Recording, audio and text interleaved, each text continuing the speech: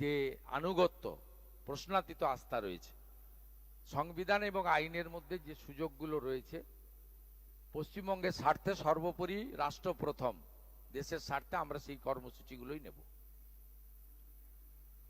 মৌমিতা চক্রবর্তী, জি 24 ঘন্টা। নমস্কার। আইন শৃঙ্খলা ব্যবস্থার অবনতি আমরা গত সরকারের আমলে এটা হামেশাই দেখেছি। আইন শৃঙ্খলা নেমেছে আর কর্মসংস্থান সেটাও নেমেছিল।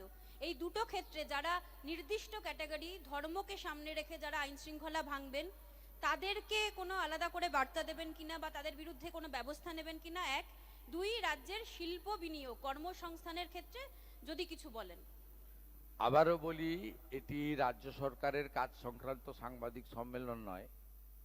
তা আপনারা ইন্টারেস্টেড এই বিষয়ে প্রশ্ন করেছেন, আমি কিছু উত্তর দেব, কিছু উত্তর স্কিপ করতে হবে।